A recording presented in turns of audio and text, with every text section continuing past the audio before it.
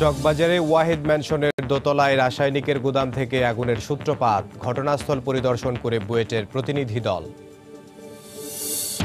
ঠাকুরগাঁওয়ে একই পরিবারের 5 জনের মৃত্যুর ঘটনায় রোগ শনাক্ত হয়নি এখনও, মেডিকেল টিম গঠন, আতঙ্কে শিক্ষা প্রতিষ্ঠান বন্ধ ঘোষণা।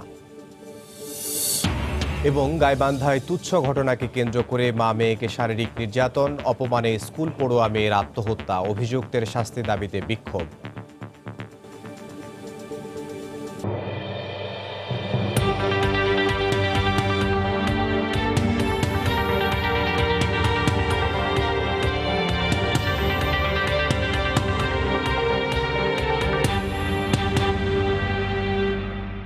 দেখছিলেন শিরোনাম, জনপদের সময়ের সঙ্গে আছে আমি ইমদাদুল হক। গাড়ির সিলিন্ডার থেকে নয়, চকবাজারের চুড়িহাট্টায় ওয়াহিদ ম্যানশনের 2য় তলার রাসায়নিকের গুদাম থেকে আগুনের সূত্রপাত। দুপুরে ঘটনাস্থল পরিদর্শন করে সময় সংবাদকে তথ্য জানান বুয়েটের কেমিক্যাল ইঞ্জিনিয়ারিং বিভাগের অধ্যাপক ডক্টর MAA শওকত চৌধুরী। এদিকে মানবাধিকার কমিশনের তদন্ত দল ঘটনাস্থল পরিদর্শন শেষে জানান, সব তথ্য উপাত্ত সংগ্রহ শেষে আগামী 30 দিনের মধ্যে প্রতিবেদন জমা দেওয়া হবে। চকবাজার ট্র্যাজেডির পর থেকেই চুড়িহাট্টা আগুনের সূত্রপাত নিয়ে ওঠে নানা প্রশ্ন। সরকারের বেশ কয়েকটি সংস্থা জানায়, ওয়াহিদ ভবনের সামনে রাখা গাড়ির সিলিন্ডার বিস্ফোরণ থেকেই লাগে আগুন। কিন্তু এরপর গণমাধ্যমে আসা বেশ কয়েকটি সিসিটিভি ফুটেজ পর্যালোচনা করে দেখা যায়, সিলিন্ডার থেকে নয়, ভবন থেকে আগুনের সূত্রপাত। মঙ্গলবার ওয়াহিদ ম্যানশন পরিদর্শন শেষে বুয়েটের কেমিক্যাল ইঞ্জিনিয়ারিং বিভাগের অধ্যাপক ডক্টর MAA শওকত চৌধুরী সময় সংবাদকে জানান, সিলিন্ডার নয়, ওয়াহিদ ম্যানশনের 2য় তলার বারান্দা থেকে আগুন লাগে।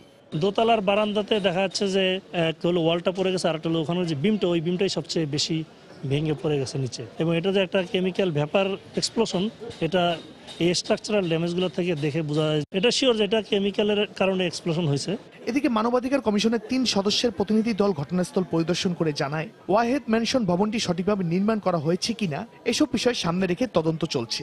এটা কোনো উইলফুল নেগলিজেন্সি কিনা, নাকি এটা অনিচ্ছাকৃত অজ্ঞতাজনিত অবহেলা, নাকি এটা কোনো ন্যাচারাল ডিজাস্টার, না এটা আমরা বিন্দুমাত্র যেখানে সন্দেহ আছে সেটাও ভেবে দেখবো যে ইভেন কোনো স্যাবোটেজ কিনা।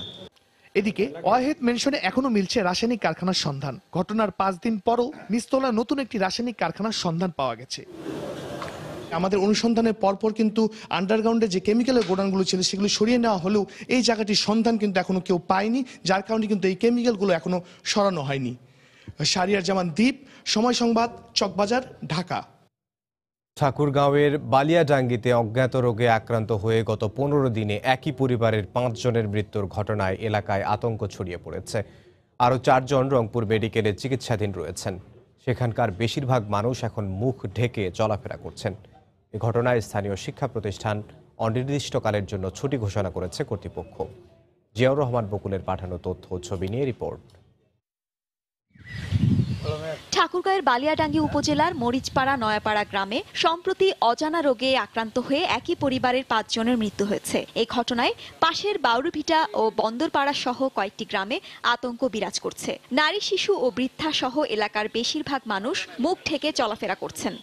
এরকম করে মানুষগুলা মারা গেল, কি হবে, সবাই আতঙ্ক খায় যায়। ওই অসুখগুলা আমার বাচ্চাগুলাকে ধরে নাকি, ওইভাবে আমার সংসারটাও নষ্ট হয়ে যায় নাকি, এটাও মনে করছি, ভয় পাচ্ছে। এটা এখানে পরপর 15 দিনের মধ্যে 5 জন মানুষ মারা গেল। আমরা ভয়ে কেউ বাড়ি থেকে বাইরে হইতে পারতেছি না। এখন পর্যন্ত এই রোগের কেউ কোনো ভাইরাসের কথা বলতে পারেনি। এখন পর্যন্ত এটার কোনো চিকিৎসা এলাকায় শুরু হয়নি। এ ঘটনায় স্থানীয় ভান্ডারদহ উচ্চ ও সরকারি প্রাথমিক বিদ্যালয় অনির্দিষ্টকালের জন্য ছুটি ঘোষণা করেছে কর্তৃপক্ষ।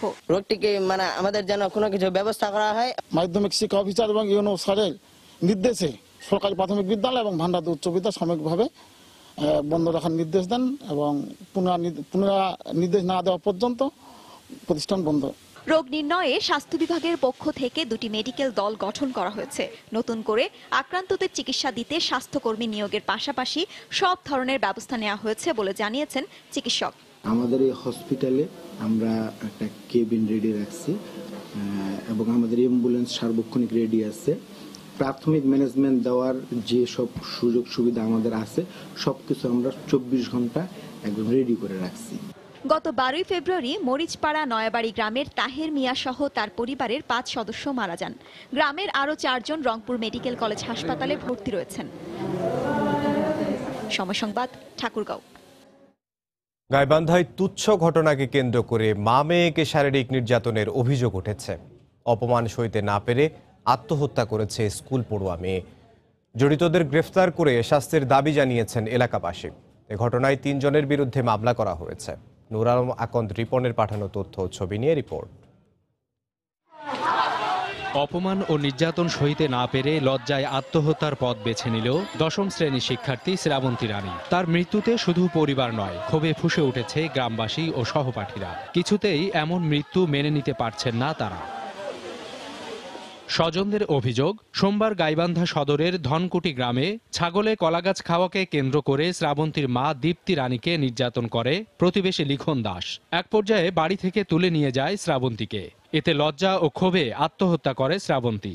আমরা শাস্তি চাই, ওর আমার ফাঁসি চাই, ফাঁসির বদল ওর মা যখন কোল খালি আছে, ওর মা যেন ওর কোল খালি হয়। এটা আসলে গ্রহণযোগ্য নয়। এই ঘটনার পুনরাবৃত্তি কেউ চায় না, আমিও চাই না। এখানকার উত্তেজিত জনগণ, স্টুডেন্ট সবাই আজকে মানববন্ধন করছে। খবর পেয়ে লাশ উদ্ধার করে মর্গে পাঠায় পুলিশ। এ সময় দ্রুত অভিযুক্তদের আইনের আওতায় আনা হবে বলে জানানো হয়। আত্মহত্যার প্ররোচনা আমরা মামলা নিয়েছি এবং অন্যান্য নির্যাতন আরও কিছু করা হয়েছে কিনা সেগুলো আমরা খতিয়ে দেখছি এবং পোস্টমর্টেম রিপোর্টের উপর ভিত্তি করে এবং সার্বিক তদন্ত থেকে আমরা যা পাবো সেটার উপর ভিত্তি করে আমরা যথাযথ আইনি ব্যবস্থা নিব। শ্রাবন্তী রানী গাইবান্ধা সদরের লক্ষ্মীপুর স্কুল অ্যান্ড কলেজের 10ম শ্রেণীর ছাত্রী ছিল। ঘটনার পর থেকে পলাতক রয়েছে অভিযুক্ত লিখন ও তার পরিবার। সময় সংবাদ, গাইবান্ধা। জনপদের সময়ে আরও থাকছে। পলি জমে ঢাকা বরিশাল নৌপথে সৃষ্টি হয়েছে অসংখ্য ডুবোচর। বয়াবাতি না থাকায় ঝুঁকি নিয়েই চলছে নৌযান। দুর্ঘটনার আশঙ্কা, সমাধানের আশ্বাস বিআইডব্লিউটি এর।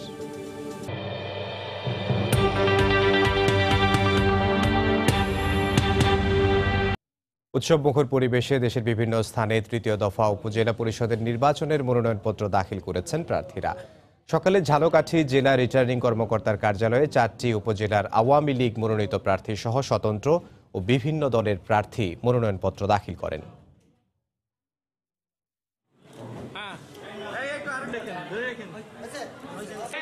চাঁদপুরে 7 উপজেলায় চেয়ারম্যান পদে 26 জন, ভাইস চেয়ারম্যান পদে 27 জন এবং মহিলা ভাইস চেয়ারম্যান পদে 22 জন প্রার্থী মনোনয়নপত্র জমা দিয়েছেন। ঝিনাইদহে জেলা রিটার্নিং কার্যালয়ে 4টি উপজেলার চেয়ারম্যান, ভাইস চেয়ারম্যান ও মহিলা ভাইস চেয়ারম্যান প্রার্থী মনোনয়নপত্র দাখিল করেন। উপজেলা নির্বাচন নিয়ে সাধারণ মানুষের ভাবনা জানাতে এই মুহূর্তে সুনামগঞ্জের ছাতক উপজেলায় আছেন রিপোর্টার ইকরামুল কবির। সরাসরি চলে যাচ্ছি তার কাছে। ইকরাম, খ্যাত এই ছাতক উপজেলা, যেটা সুনামগঞ্জ জেলার অন্তর্গত, এই ছাতক উপজেলায় Chhatak cement factory, Lafarge cement factory সহ 3টি সিমেন্ট ফ্যাক্টরি রয়েছে, একটি পাল্প এন্ড পেপার মিল রয়েছে, তাছাড়া বেশ কয়েকটি শিল্প কারখানা রয়েছে, একটি নদীবন্দর রয়েছে। সবকিছু মিলে বলা যায় একটি উন্নয়ন যে ছোঁয়া, সেই উন্নয়নের ছোঁয়া এই ছাতক উপজেলায় আছে। তার মধ্যে আমি আগামী 10 তারিখ প্রথম ধাপের যে নির্বাচন, সেই প্রথম ধাপের নির্বাচন এই উপজেলা অনুষ্ঠিত হবে। আর মাত্র 11 দিন বাকি। এই উপজেলা নির্বাচন এবং উপজেলা নির্বাচনকে কেন্দ্র করে আগামী দিনের প্রত্যাশা, উন্নয়ন সবকিছু মিলে কথা বলার জন্য আমি এখানে আমার রয়েছে বিভিন্ন শ্রেণী পেশার মানুষ রয়েছে, ছাত্র সরকারি কলেজের অধ্যক্ষ সহ সবার সাথে আমি কথা বলবো। প্রথমে জানতে চাচ্ছি, বিজয় রায়, আপনি তো গণমাধ্যমের সাথে জড়িত আছেন দীর্ঘদিন, আর তো নির্বাচনে 11 দিন বাকি, সবকিছু মিলে নির্বাচনের পরিবেশ আপনার কাছে কেমন মনে হচ্ছে এবং চেয়ারম্যান পদে কয়জন প্রতিদ্বন্দ্বিতা করছেন? এখানে এই মুহূর্তে বর্তমানে 10 জন প্রার্থী আছেন, 2 জন চেয়ারম্যান প্রার্থী আর 8 জন আছেন এই আপনার ভাইস চেয়ারম্যান পদে, আর মহিলা চেয়ারম্যান পদে আছেন 3 জন। তা সর্বোপরি এখানের যে একটা পরিবেশ, উৎসবমুখর পরিবেশ বিরাজ করছে ছাতক উপজেলায়। উপজেলা নির্বাচনকে সাধারণ ভোটাররা উৎসব আকারে নিয়েছেন। আমরা দেখছি যে চতুর্দিকে যে উৎসবের একটা আমেজ বিরাজ করছে, প্রচারণাও রয়েছে প্রচুর পরিমাণে, প্রতিদিনই চলছে। প্রত্যেক প্রার্থীদের একটি সুন্দর প্রচারণা, যার ভোটারদের কাছে তারা ভোট প্রার্থনা করছেন, বিভিন্ন উন্নয়নের প্রতিশ্রুতি দিচ্ছেন তারা, যে আগামী দিনে তারা কী করবেন পরিকল্পনা তাদের রয়েছে। আজ আমরা দেখছি যে এখানে একটি সুন্দর পরিবেশের মধ্যে নির্বাচনটা অনুষ্ঠিত হবে। প্রথমটার নির্বাচনটি খুব একটি প্রতিদ্বন্দ্বিতাপূর্ণ হবে বলে আমরা মনে করছি। ধন্যবাদ বিজয়দা। এখানে আছে মোহাম্মদ আকলাকুল রহমান। আপনার কাছে জানতে চাইবা, আপনি তো পৌরসভা, যেটা 13টা ইউনিয়ন এবং একটি পৌরসভা নিয়ে উপজেলা, আপনি সেই পৌরসভার একজন কাউন্সিলর। সেই হিসাবে অভিযোগ রয়েছে ছাতকের যে পৌর এলাকার রাস্তাঘাট সরু এবং অনেক সময় হাসপাতাল রোড অন্যান্য জায়গায় যেতে সমস্যা হচ্ছে। এই সমস্যা উন্নয়নের জন্য কি উপজেলা পরিষদে কি কাজ করতে পারে? ধন্যবাদ সময় টিভিকে। আমরা কাউন্সিলর, ছাতক পৌরসভার মেয়রের নেতৃত্বে আমরা কাউন্সিলর সবাই ছাতক পৌরসভায় ব্যাপক উন্নয়ন করেছি। উপজেলা পরিষদ নির্বাচন 10 তারিখে। এই নির্বাচনে উপজেলার চেয়ারম্যানের কাছে গ্রাম অঞ্চলে অনেক উন্নয়নের দরকার, রাস্তাঘাট, ব্রিজ, কালভার্ট, শিক্ষা প্রতিষ্ঠান, এইগুলার দরকার। আমাদের সুযোগ্য উপজেলার পরিষদ এর চেয়ারম্যান যিনি নির্বাচিত হবেন তার কাছে আমাদের জনগণের অনেক প্রত্যাশা, যাতে করে এই এলাকার উপজেলা ভিত্তিক গ্রাম অঞ্চলে প্রতিটি ঘরে ঘরে যাতে মানুষে বিদ্যুৎ পায়, রাস্তাঘাট পায়, শিক্ষামূলক স্কুল কলেজ মাদ্রাসা এগুলো পায়। এই কারণেই আমাদের এই নির্বাচনটা খুবই গুরুত্বপূর্ণ। আর আমাদের পৌরসভার মেয়র মহোদয় জনাব আবুল কালাম চৌধুরী এই পৌরসভায় ব্যাপক উন্নয়ন করেছেন। উনি 3 বারের মেয়র। আমাদের ইউজি 3 প্রজেক্টের মাধ্যমে এখানে ব্যাপক উন্নয়ন কাজ চলতেছে পৌরসভার ভিতরে। ধন্যবাদ আপনাকে। এখানে আমাদের একজন নারী নেত্রী আছেন, নারী নেত্রী আপনাকে আমি মিলন রানী দাস, আপনার কাছে জানতে চাইব যে এইখানে তো প্রায় অর্ধেক ভোটার, প্রায় 3.5 লাখ ভোটার মধ্যে অর্ধেক হচ্ছে কি নারী, অর্ধেক হচ্ছে কি পুরুষ। সেই ক্ষেত্রে একজন মহিলা ভাইস চেয়ারম্যান নির্বাচিত হয়ে আসবেন। কথা রয়েছে যে মহিলা ভাইস চেয়ারম্যানদের তেমন কিছু করার থাকে না, সেক্ষেত্রে যারা নারীরা আছে তাদের প্রত্যাশার অনেক জায়গায় পূরণ হয় না। সেক্ষেত্রে কি করা উচিত বলে আপনি মনে করেন? সময় টিভিকে ধন্যবাদ। আমি এই 13টা ইউনিয়ন এবং একটা পৌরসভায় এই 10ই মার্চ নির্বাচন হবে, অনুষ্ঠিত হবে। এখান থেকে আমি এমন একজন নারী নেত্রী আমার প্রয়োজন যে আমাদের নারীদের জন্য উন্নয়নের কাজে আসবে। সেই আমাদের নারীদের কাছে প্রত্যাশা এটাই, আমরা সব নারীরাই ওনাকে বুট দিয়ে আমরা যাতে জয়যুক্ত করতে পারি এবং আমরা নারী নেত্রীদের কাজে লাগতে পারে। উনি আমি জানতে চাচ্ছি যে এই যে পৌরসভা, এই যে উপজেলা পরিষদে একজন নারী ভাইস চেয়ারম্যান থাকে, ওনার তেমন ক্ষমতা থাকে না বলে অভিযোগ রয়েছে, উনি কিছু কাজ করতে পারেন। সেক্ষেত্রে ক্ষমতা বাড়ানোর ক্ষেত্রে কি করা উচিত বলে আপনি মনে করেন? আমি মনে করি যে নারীর ক্ষমতায়নের জন্য যে আমরা সরকারের কাছে আশাবাদী যে আমাদের নারীদের জন্য যে আরও অগ্রযাত্রা বাড়িয়ে দেন, বা ওনার কাছ থেকে আমরা অনেক আশাবাদী, সরকারের কাছ থেকে অনেকেই আশাবাদী। আমরা নারীরা অনেকেই পিছিয়ে পড়েছি, যাতে আমরা সফল হতে পারি, যা এগিয়ে আসতে পারি, সমাজের কাছে এগিয়ে আসতে পারি। সেটা আমার সময় টিভিকে ধন্যবাদ। ধন্যবাদ আপনাকে। আমাদের সাথে রয়েছেন ছাতক সরকারি কলেজের অধ্যক্ষ মঈনুদ্দিন আহমদ। আমি আপনার কাছে জানতে চাইব স্যার, এই যে ছাতক একটি অত্যন্ত উন্নয়ন একটি উপজেলা এবং সমৃদ্ধ একটি উপজেলা, সেই জায়গায় কিন্তু শিক্ষার তেমন নয়। 40 থেকে 45% শিক্ষারা, যে জায়গায় জাতীয় সূচক এখন বাংলাদেশের 73 পর্যায়ে চলে গেছে। সেই অবস্থা স্যার আপনি কি বলবেন, এই অবস্থায় এই এত নিচু পরিমাণ কারণটা কি, এবং এর থেকে আরও বাড়ানোর কোনো পরিকল্পনা করতে পারে কিনা আগামী যে উপজেলা পরিষদ আছে সেই পরিষদে? ধন্যবাদ আপনাকে, ধন্যবাদ সময় টিভিকে। আসলে নির্বাচন প্রসঙ্গে এই যে আজকের যে আলোচনাটা, তো শুরুতেই আমি বলছি যে আসলে বাংলাদেশের জন্য নির্বাচন একটা উৎসবের ব্যাপার, উৎসবমুখর পরিবেশ। সারা দেশের মতো বাংলাদেশও ছাতকেও আগামী 10ই মার্চের যে নির্বাচন, উপজেলা পরিষদ নির্বাচন অনুষ্ঠিত হবে, সেটা উৎসবমুখর পরিবেশে আমরা পরিলক্ষিত করছি। ব্যাপক প্রচার চলছে। তো শুরুতেই বলে রাখি যে উপজেলা আসলে প্রশাসনিক বিকেন্দ্রীকরণের একটা অন্যতম মাধ্যম, এবং প্রশাসনকে জনগণের দ্বার প্রান্তে পৌঁছে দেওয়ার, অর্থাৎ জনগণের সুবিধাগুলো, জনগণের সেবামূলক সেবাগুলো, জনসেবাটা প্রশাসনের জনগণের দ্বার প্রান্তে পৌঁছে দেওয়ার জন্য উপজেলার মাধ্যমে এর কোনো আমি আপনার কাছে বিকল্প নেই। জানতে চাইবো, এটা যদি আমাকে বলতেন যে এখানে সাক্ষরতার হারটি বাড়ানোর ক্ষেত্রে কি করা উচিত বলে মনে করেন? সাক্ষরতার হার আপনি যেটা বলছেন যে 40 থেকে 45%, তা আমার মনে হয় আমি গতকালকে একটা সমীক্ষা দেখেছি যে এর চেয়ে একটু বেশি আছে, 55-এর উপরে আছে।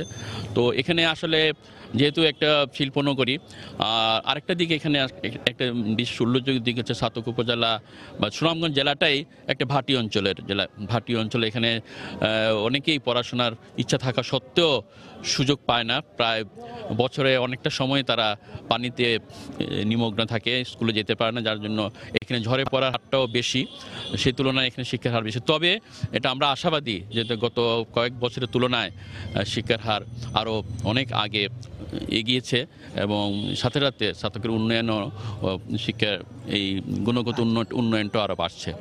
এবার যদি ধন্যবাদ স্যার আপনাকে। ইমদাদ, আপনি শুনছিলেন ছাতক উপজেলা যে একটি সমৃদ্ধ উপজেলা, সেই উপজেলার আশা আকাঙ্ক্ষার কথা। আগামী যে উপজেলা নির্বাচন হবে সেই নির্বাচনে পরিষদের কাছে আমাদের এই বিজ্ঞজনের বিভিন্ন আশা রয়েছে, বিভিন্ন প্রত্যাশা রয়েছে। আশা করছেন সবাই যে আগামী নির্বাচনে যে উপজেলা পরিষদ আসবে সেই পরিষদ তাদের আশা পূরণ করবে এবং 10ই মার্চ প্রথম ধাপে এই ছাতক উপজেলা নির্বাচন অনুষ্ঠিত হবে। ইমদাদ, এই ছিল ছাতক উপজেলা থেকে উপজেলা নির্বাচনকে কেন্দ্র করে আড্ডার সর্বশেষ। রাজশাহীর 9টি উপজেলায় চলছে উপজেলা নির্বাচনের আলাপ আলোচনা। হাটবাজার ও চায়ের দোকানে ছড়িয়ে পড়ছে নির্বাচনী উত্তাপ। রাস্তাঘাট, হাটবাজার ও স্কুল কলেজ সহ মাদক ও সন্ত্রাসমুক্ত উপজেলা চান সাধারণ ভোটাররা। দলমত নির্বিশেষে ভোটাররা নির্বাচিত করতে চান সৎ ও যোগ্য প্রার্থীকে।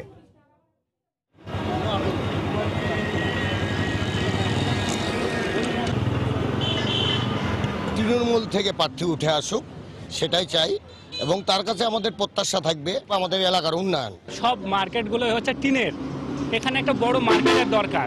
সে মার্কেটটা সিরিয়ালভাবে হবে, 2-3 তলা যেটাই হোক, যেন সবাই ব্যবসাটা সুন্দরভাবে করতে পারে, নিরাপত্তা যেন হয়। যেটাই প্রার্থী হোক, মানে আমাদের নিজেদের কাজগুলো করতে পারবে, সেরকম প্রার্থীটাই আমরা আশাবাদী। রাস্তা 4 লেন করলে আমাদের জন্য খুব ভালো হয়। সৎ এবং যোগ্য প্রার্থী আসুক এবং যে দেখাচ্ছে এলাকার উন্নয়ন করবে এমন ধরনের প্রার্থী আসুক। সবাই যাতে গ্রহণযোগ্যভাবে অংশগ্রহণ করতে পারে, এটাই প্রত্যাশা করি। উপজেলা পরিষদ নির্বাচন নিয়ে সাধারণ মানুষের ভাবনা জানাতে এই মুহূর্তে রাজশাহীর চারঘাট থেকে যোগ দিচ্ছেন রিপোর্টার রাকিবুল হাসান।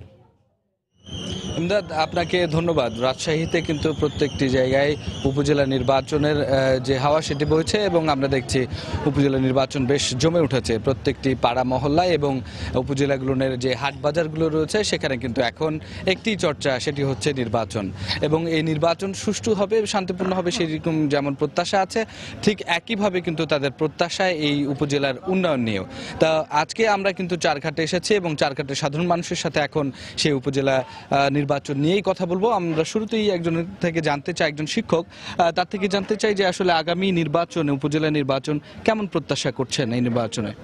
আমাদের প্রত্যাশা আগামী নির্বাচন অবাধ, সুষ্ঠু এবং নিরপেক্ষ হবে এবং সেটা অংশগ্রহণমূলক হবে এবং ভোটাধিকার, যারা ভোটার তাদের ভোটাধিকার সুষ্ঠুভাবে প্রয়োগ করবে, সেটা আমাদের প্রত্যাশা। এবং এই প্রত্যাশার মধ্য দিয়ে, এই নির্বাচনের মধ্য দিয়ে আমাদের যে প্রতিনিধি বের হয়ে আসবেন তাদের কাছে আমাদের প্রত্যাশা আধুনিক চারঘাট উনি গড়বেন, শিক্ষা পরিবেশ রক্ষা করবেন এবং মাদক এবং জঙ্গিবাদ এবং দুর্নীতিমুক্ত আমাদের চারঘাট গড়বেন। এই প্রত্যাশা আমাদের আগামী নির্বাচনে যিনি জয়লাভ করবেন তার কাছ থেকে। ধন্যবাদ আপনাকে। ইমদাদ, আমাদের সঙ্গে আরও একজন আছেন, একজন মহিলা প্রতিনিধি, নারী প্রতিনিধি। আসলে তার একটু অভিজ্ঞতাও আছে বিগত সময়ের এই জনগণের সাথে কাজ করার। আমরা একটু তার থেকে জানতে চাইবো যে এই যে উপজেলা নির্বাচন আগামীতে আসলে আপনার কাছে কি মনে হয় কোন দিকটাতে কাজ করা উচিত যিনি নির্বাচিত হবেন তার?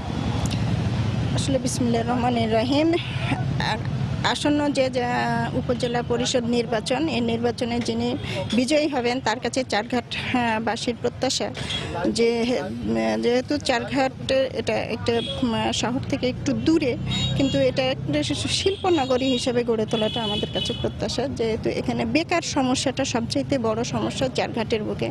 এখানে কিছু ছোট ছোট শিল্প কারখানা আছে, সেগুলো যেমন আমাদের পাদুকা শিল্প আছে, এখানে যে কুটির শিল্প, সে কাজটা হয়, সেখানে বিভিন্ন পোশাক তৈরি হয়, নকশিকাঁথা হয় এবং আমাদের দেশে যে নারিকেল থেকে যে মালাইটা বের হয় সেই মালাই থেকে বোতাম তৈরি হয়, যেটা আমাদের দেশে এবং বিদেশেও এগুলো রপ্তানি করা হয়। এই শিল্পগুলোকে যদি আমরা আরও বিকশিত করতে পারি তাহলে আমাদের এখানকার অনেক নারী পুরুষ বেকার যারা আছেন তারা কর্মসংস্থানের ব্যবস্থা হবে। সেই সাথে আমাদের এখানে কিন্তু প্রচুর পরিমাণে আম উৎপাদন হয়। সেই আমটা যদি আমরা সংরক্ষণের ব্যবস্থা করতে পারি এবং সেটা যদি বাইরে আমরা রপ্তানি করতে পারি, সেক্ষেত্রে আমাদের দেশের কৃষকরা কিন্তু এখানে থেকে অনেক উপকৃত হয় এবং সেই আমটার যথাযথ মূল্য পায়। এখানে আমগুলো আমাদের মৌসুমী ফল সেহেতু অল্প সময়ের মধ্যে এগুলো পেকে পচে নষ্ট হয়ে যায়। আমরা আবারও আপনার কাছে আসার চেষ্টা করব। আমাদের সঙ্গে আরো একজন আছেন, আমরা আপনার থেকে শুনতে চাই আসলে এই চারঘাট এলাকার যে শিক্ষা ক্ষেত্র উন্নয়নটা কতটুকু হয়েছে এবং আগামীতে আপনারা এক্ষেত্রে কি প্রত্যাশা করেন? ধন্যবাদ। চারঘাট একটা ঐতিহ্যবাহী উপজেলা। এখানে একটা সরকারি কলেজ ইতিমধ্যে হয়েছে, সরকারিকরণের যে প্রকল্প তার মধ্যে সর্দ সরকারি উচ্চ বিদ্যালয়। এছাড়াও চারঘাট সদরে একটি ডিগ্রি মহাবিদ্যালয় আছে, সেখানে অনার্স কোর্স সহ আরও যে সুবিধাগুলা যেগুলা আমরা সেই সময় অনেক দূরে গিয়ে 20 কিলো দূরে গিয়ে আমরা পড়াশোনা করেছি, এখন যেহেতু উপজেলা সদরে অনার্স কোর্স সহ যদি আরও একটি সরকারি কলেজ করা হয় এবং যেটা বালিকা বিদ্যালয়, সেটা এখন পর্যন্ত এখানে কোনো সরকারি বালিকা বিদ্যালয় নাই। সে কারণে নারী শিক্ষা উন্নয়নের জন্য একটি সদর সহ আরও 2-1টি যদি বালিকা বিদ্যালয় সরকারিকরণ হয় তাহলে মেয়েরাও শিক্ষার দিকে আরও এগিয়ে যাবে এবং তারা রেজাল্ট ভালো করে বাংলাদেশের বিভিন্ন জায়গায় তারা পদায়ন হবে। আর সেই সাথে সাথে যেহেতু নির্বাচনের কথা বলছেন, আমি আশা করব যে যিনি নির্বাচিত হবেন অবাধ সুষ্ঠু অংশগ্রহণমূলক নির্বাচনের মাধ্যমে তিনি অবশ্যই যোগ্য এবং যারা প্রার্থীরা আছেন সকলেই যোগ্য, তার মধ্যে সর্বজন গৃহীত গ্রহণযোগ্য ব্যক্তি নির্বাচিত হলে আমি আশা করব, তাদের কাছে আমার প্রত্যাশা যে চারঘাট যেহেতু কৃষিভিত্তিক, এখানে একজন আমার ভাবি বলে গেছেন যে নারী যেটা নারী উন্নয়নে আসলে কাজ করবেন এরকম একটা প্রত্যাশা রাখেন। আমরা একটু আরেকজনের কাছে যেতে চাই, আমাদের সঙ্গে এখানে একজন আছেন। আপনার কাছ থেকে একটু জানতে চাই যে আসলে আগামীতে এই এলাকার আপনার এই চারঘাটবাসী হিসেবে কি ধরনের উন্নয়ন প্রত্যাশা করেন স্থানীয় সরকারের নির্বাচিত জনপ্রতিনিধির থেকে? ধন্যবাদ সময় টিভিকে। আমাদের চারঘাট উপজেলার খয়ের জন্য বিখ্যাত। এখান থেকে বিভিন্ন দেশে রপ্তানি করা হয় এবং এখানে রাজশাহীর সুস্বাদু আমের জন্য বিভিন্ন আমাদের উপজেলার পাশে থেকে ঈশ্বরদী, নাটোর, রাজশাহীতে এটা রপ্তানি করা হয় এবং পাশাপাশি আমাদের চারঘাট উপজেলায় ছোটোখাটো কারখানা এবং ইন্ডাস্ট্রিজ তৈরি যদি করা হয় সেখানে বেকারত্ব কর্মসংস্থানকে দূর করা হবে এবং এখানে কৃষক বা আম চাষিরা সেই জায়গা থেকে ন্যায্য মূল্য পাবে। ধন্যবাদ। স্যার, একটু জানতে চাইব যে কৃষিক্ষেত্রে আসলে স্থানীয় সরকার কোনো ভূমিকা আগামী দিনে রাখতে পারে কিনা এই অঞ্চলের কৃষকের জন্য? হ্যাঁ, কৃষিক্ষেত্রে ভূমিকা রাখতে পারে। যেমন কৃষকদের এখানে যে আমাদের পদ্মা বড়াল থেকে যে নদীটা বের হয়ে গেছে সেটা যদি সংস্কার করা হয় তাহলে কৃষকরা সেখানে সেচের একটা ব্যবস্থা বা সুবিধা পাবে এবং পণ্য পরিবহনের ক্ষেত্রে সুবিধা পাবে। ধন্যবাদ আপনাকে। আমরা একটু শেষ অল্প একটু সময় আপনার কাছ থেকে জানতে চাই যে সামাজিক নিরাপত্তামূলক যে সমস্ত কর্মসূচিগুলো আছে সেক্ষেত্রে যদি খুব ছোট করে বলেন যে কি ভূমিকা আসলে রাখতে পারে বা কোন ক্ষেত্রে আসলে আরো বেশি কাজ করা উচিত?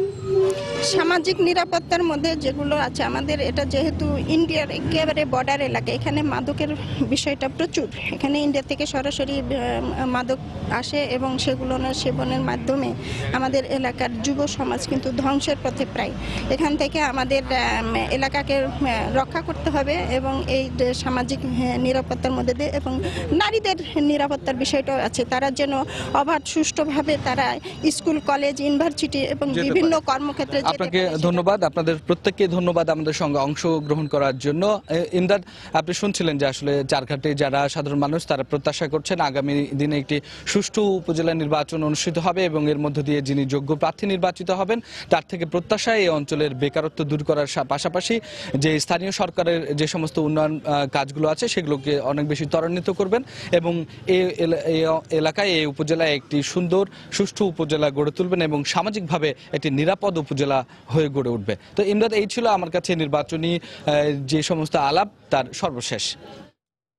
উপজেলা পরিষদ নির্বাচন নিয়ে সাধারণ মানুষের ভাবনা জানাতে রাজশাহীর চারঘাট থেকে আমাদের সাথে যোগ দিয়েছিলেন রিপোর্টার রাকিবুল হাসান। জনপদের সময় আরও থাকছে। বিদেশের চাহিদা থাকলেও হিমাগারের অভাবে সবজি রফতানিতে ব্যর্থ নরসিংদীর চাষিরা। নষ্ট হচ্ছে সবজি, ব্যবস্থা নেওয়ার আশ্বাস কৃষি বিভাগের।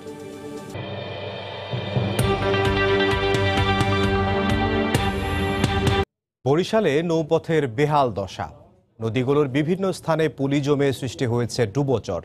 রাতে চলতে নেই পর্যাপ্ত বয়া বিকন বাতি। মাস্টাররা বলছেন ঝুঁকি নিয়ে চলছে নৌযান। আর বিআইডব্লিউটিএ বলছে সমস্যা সমাধানে হাতে নেওয়া হয়েছে বড় প্রকল্প।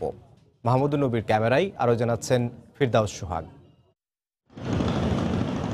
বরিশাল থেকে ঢাকার দূরত্ব নৌপথে 168 কিলোমিটার আর ভোলা মাত্র 41 কিলোমিটার। এই পথে চলতে নৌযানগুলো নানা বাধার মুখোমুখি হচ্ছে। তুলনামূলক কম ভাড়া এবং আরামদায়ক হওয়ায় এখানকার মানুষের প্রথম পছন্দ নৌপথই। আবার বিভাগে এমন জেলা ও উপজেলা আছে যেখানে নৌপথ ছাড়া পৌঁছানোর আর কোনো সহজ ব্যবস্থাও নেই। কিন্তু নদীর তলদেশের বিভিন্ন স্থানে তৈরি হয়েছে অসংখ্য ডুবোচর। আর রাতে পথ চলতে নেই প্রয়োজনীয় সংখ্যক বয়া বিকন বাতি। তাই ঝুঁকি নিয়েই নৌযান চলছে বলে জানালেন মাস্টাররা। কয়েকদিন আগে আমাদের জাহাজে ডুবোচরে আটকাইছে, অন্য একটা জাহাজ আমাদের মেরে দিচ্ছে। এর কারণে একজন নিহত হয়েছে। নাব্যতার সংকটের কারণে জ্বর বাটা হিসাব করিয়া চলতে হয়। যদি কোনো জাহাজ চড়ায় আটকে যায় তখন ঘন্টার পর ঘন্টা অপেক্ষা করতে হয়। অন্য রুট দিয়ে লঞ্চ ঘুরে যায়, সেক্ষেত্রে আমাদের সময় বেশি লস হয়, অর্থ বেশি ক্ষয় হয়। এই অবস্থায় নৌপথ দ্রুত নিরাপদ করার দাবি জানিয়েছেন নৌযানের মালিকরা। নৌযান পরিচালনায় যে আমাদের সমস্যা হচ্ছে, সরকারের কাছে আকুল আবেদন থাকবে এটাই যে খুব দ্রুত জানি তারা এই নাব্যতা সংকটটা দূর করে এবং বয়াবতীগুলো দূর করে। আর বিআইডব্লিউটিএ বলছে সমস্যার সমাধানে চেষ্টা চলছে। হাতে নেওয়া হয়েছে বৃহৎ প্রকল্প। বিআইডব্লিউটিএ এই ডুবোচর এবং নাব্যতা সংকট দূরীকরণের লক্ষ্যে মেইনটেনেন্স ড্রেজিং এর কাজ চলমান রেখেছে। যথাযথ কর্তৃপক্ষ খুব দ্রুত সময়ের মধ্যে বয়া বিকন স্থাপন করবেন এবং খুব সহসাই এই নৌপথের নাব্যতা সহ বয়া বিকনের সমস্যা দূরীভূত হবে। বরিশাল ঢাকা নৌপথে কালীগঞ্জ, নলবুনিয়া ও বরিশাল নদীবন্দর এলাকায় ডুবোচর সবচেয়ে বেশি। আর বরিশাল ভোলা রুটে লড়াইপুর, শ্রীপুর, ভেদুরিয়ার বিভিন্ন পয়েন্টে রয়েছে ডুবোচর। দেশে প্রতি বছর নৌপথের দৈর্ঘ্য একটু একটু করে কমছেই। স্বাধীনতার 48 বছরে কমেছে 19,200 কিলোমিটার। অথচ নৌপথে পরিবহন ব্যয় সবচেয়ে কম। তাই এই পথের প্রতি আরও গুরুত্ব আরোপ করা উচিত, এমনটাই মনে করছেন সংশ্লিষ্টরা। বরিশালের কীর্তনখোলা নদী থেকে ফিরদাউস সোহাগ, সময় সংবাদ। দেখছেন জনপদের সময়। বিদেশে বাংলাদেশি সবজির ব্যাপক চাহিদা থাকলেও উৎপাদিত সবজি রফতানি করতে পারছেন না নরসিংদীর চাষিরা। হিমাগার না থাকায় নষ্ট হচ্ছে সবজি, এতে বিপাকে পড়েছেন কৃষক। অবশ্য বিশেষ সবজি অঞ্চল তৈরির মাধ্যমে সমস্যা সমাধানে প্রয়োজনীয় পদক্ষেপ নেওয়ার আশ্বাস দিয়েছে কৃষি বিভাগ। নরসিংদী থেকে আশিকুর রহমান পিয়ালের পাঠানো তথ্য ও ছবি নিয়ে রিপোর্ট। লাউ, সিম, ফুলকপি, বাঁধাকপি, টমেটো কিংবা শালগম, শীতকালীন এসব সবজির বাম্পার ফলনে খুশি নরসিংদীর কৃষক। গুণগত মান ভালো হওয়ায় ঢাকা, সিলেট ও চট্টগ্রাম সহ দেশের বিভিন্ন অঞ্চলে সরবরাহ করা হয় এসব সবজি। দেশের বাইরেও রয়েছে বড় বাজার, কিন্তু হিমাগার না থাকায় সংরক্ষণের অভাবে কাঙ্ক্ষিত মূল্য মিলছে না। এতে বিপাকে পড়েছেন হাজার হাজার উৎপাদক। সিমেও ভালো ফলন পাইছি, কফিও মোটামুটি যে ওজন হওয়ার কথা তার থেকে বেশি হয়েছে। একযোগে যখন সকল সবজি আসে, সেই সবজিগুলি আমরা বিক্রি করে আসলে লাভবান হচ্ছে না। এখানে সবজির চাহিদাটা আছে খুবই ভালো, কিন্তু দামটা একটু কম হচ্ছে আর কি। বাজার কমে গেলে আমরা স্টোরে রাখতে পারতাম, হয়তো 15 দিন 1 মাস রাখলে বাজারটা আমরা পাইতাম, কিন্তু এই নরসিংদীতে কোনো শাকসবজির কোনো স্টোর নাই। পণ্য সংরক্ষণের পাশাপাশি সবজি রপ্তানির নতুন বাজারও খোঁজা দরকার বলে মনে করেন এই ব্যবসায়ী। দেশের বাইরে যদি রপ্তানিটা একটু বেশি হইতো তাহলে আমাদের এখানে সবজির দামটা একটু বেশি পাইতাম। কৃষি বিভাগ বলছে আধুনিক কৃষি পদ্ধতির আওতায় সবজি জোন কার্যক্রম বাড়াতে চায় তারা। আমরা গ্যাপের আওতায় ইতিমধ্যে সবজি জোনের কার্যক্রম আমাদের চলছে। চুক্তিবদ্ধ চাষিদেরকে আপনার প্রথম থেকে শুরু করে বিভিন্ন ধাপে মানে আমরা কৃষকদেরকে প্রয়োজনীয় কারিগরি পরামর্শ এবং উপকরণ সহ সব বিষয়ে আমরা তাদেরকে সহযোগিতা করছি। কৃষি বিভাগের তথ্য মতে এবছর জেলায় 9,500 হেক্টর জমিতে শীতকালীন সবজির লক্ষ্যমাত্রা থাকলেও আবাদ হয়েছে 10,050 হেক্টর জমিতে। সময় সংবাদ, নরসিংদী। এ পর্যায়ে শিরোনামগুলো জানিয়ে দিচ্ছে আরেকবার। চকবাজারে ওয়াহেদ ম্যানশনের দোতলায় রাসায়নিকের গুদাম থেকে আগুনের সূত্রপাত। ঘটনাস্থল পরিদর্শন করে বুয়েটের প্রতিনিধি দল। ঠাকুরগাঁওয়ে একই পরিবারের 5 জনের মৃত্যুর ঘটনায় রোগ শনাক্ত হয়নি এখনও। মেডিকেল টিম গঠন, আতঙ্কে শিক্ষা প্রতিষ্ঠান বন্ধ ঘোষণা। এবং গাইবান্ধায় তুচ্ছ ঘটনাকে কেন্দ্র করে মা মেয়েকে শারীরিক নির্যাতন, অপমানে স্কুল পড়ুয়া মেয়ের আত্মহত্যা, অভিযুক্তের শাস্তি দাবিতে বিক্ষোভ।